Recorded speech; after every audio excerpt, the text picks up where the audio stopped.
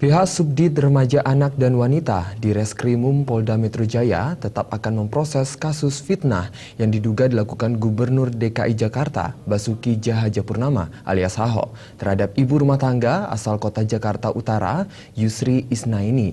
Sementara itu, Polda Metro Jaya belum akan memeriksa Ahok karena memeriksa seorang gubernur harus mendapat izin dari Mendagri.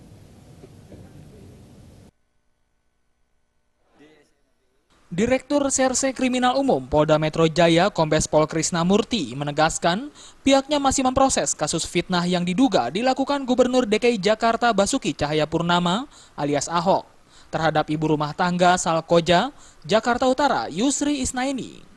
Berdasarkan berita yang beredar, Yusri diduga disebut sebagai maling oleh Ahok. Saat Yusri menanyakan kepada Ahok kenapa dirinya tidak bisa mencairkan dana Kartu Jakarta Pintar atau KJP beberapa waktu lalu.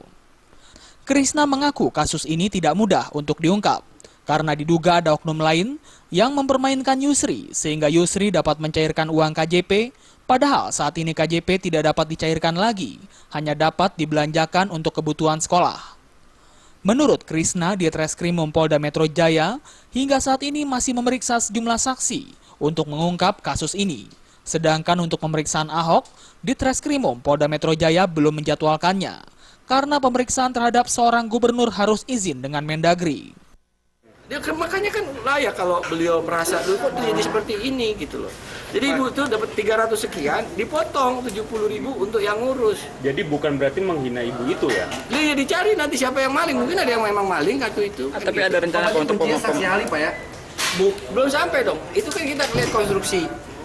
Kenapa ibu itu mempertanyakan kartu Jakarta Pintar? Selama ini beliau harusnya dapat, kata si ibu itu harusnya dapat uang, nggak dapat uang. Dan sebenarnya aturannya malah nggak dapat uang. Kenapa dia bisa dapat uang? Pertanyaan kan kalau Pak Gubernur tanya kenapa lu bisa dapat duit? Saksi yang sudah diperiksa dalam kasus ini diantaranya adalah Yusri yang diperiksa sebagai saksi pelapor pada Selasa pekan lalu. Dari Jakarta, Zikri Amin melaporkan.